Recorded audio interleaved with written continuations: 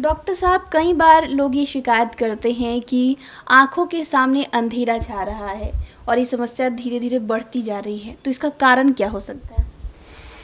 देखिए, आँखों के सामने अंधेरा छाना या एकाएक धुंधला दिखाई देना, ये बहुत सारे कारणों से हो सकते हैं, जिसमें कि कुछ कारण आँख के हैं और कुछ कारण, ज़्यादातर कारण आपके सिस्टमिक प्रॉब्लम या मेडिकल प्रॉब्लम के कारण हो सकते हैं।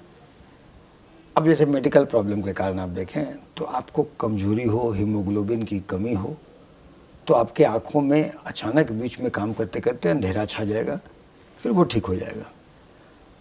और हीमोग्लोबिन की कमी के लिए आपको करना है, कभी कभी आपके आँखों में वॉल्यूम, पानी आप कम किए, वॉल्यूम कम हुआ तो आँखों में जाके वो ब्लड प्रेशर, आपका चाप कम होगा, रक्तचाप, तो कुछ देर के लिए आँख में रोशनी कम फ्लो करेगा, तो उससे भी आँखों के आगे अंधेरा छा जाएगा। अब दिन भर काम कर रहे हैं, बहुत थकान हो गया, काम करते करते आप थक जा रहे हैं, तो आँखों का थकान से भी कुछ देर के लिए ट्रांजिएंट ब्लरिंग ऑफ विजन या ब्लैकआउट हो सकता है। इसके अलावा आजकल जो वैसोवेगल होता है, वैसोवेगल में आप देखे होंगे, लोगों को कहता है कि क्षणिक रूप से वो बेहोश हो गया। तो वैसोवेगल बहुत तरह के प्रकार के होते हैं, मैं उसमें नहीं जाऊंगा, लेकिन वैसोवेगल अटैक में भी ट्रांजिएंट आँखों का इस ढंग का होता है, फिर सर घूमता है, फिर बाद में ठीक आता है। वो बेहोशी का एक पार्ट है, बेहोशी में आँख के आगे अंधेरा छाता है।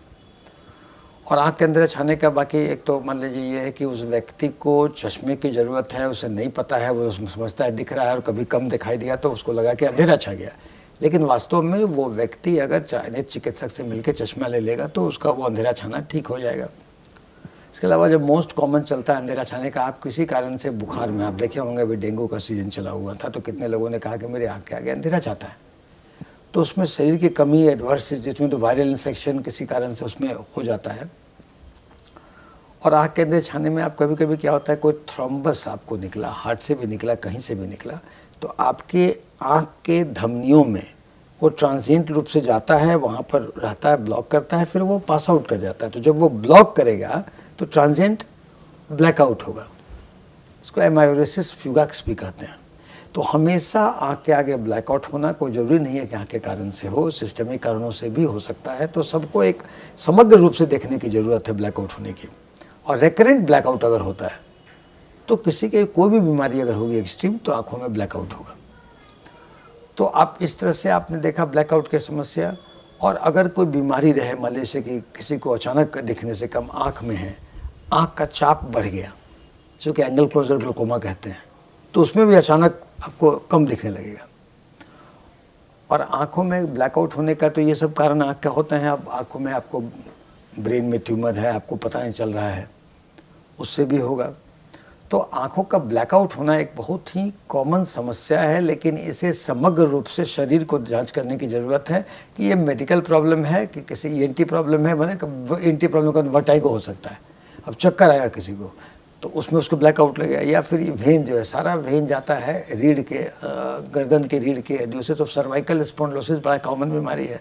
झटके से आप गर्दन को घुमाए, वो जो आर्टरी है वो दब गया, तो थोड़ी देर के लिए आपको ब्लैकआउट हो गया।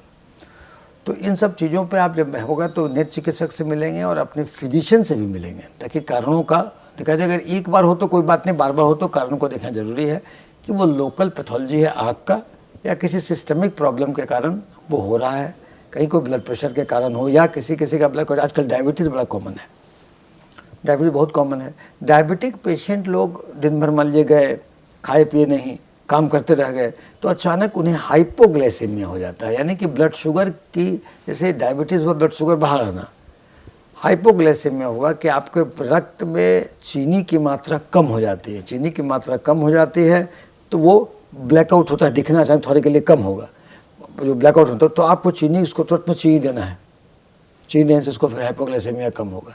तो इन सब चीज़ों को समग्र रूप से देखने पे आता है। और ब्लैकआउट को अगर समग्र रूप से देखें तो सब लोग मिलकर उसको देखेंगे। अगर ब्लैकआउट एक आध दफ़े हो जाए तो कोई बात नहीं, लेकिन बराबर हो तो निश्चित चिंता का विषय है और पूरी जांच का विषय है।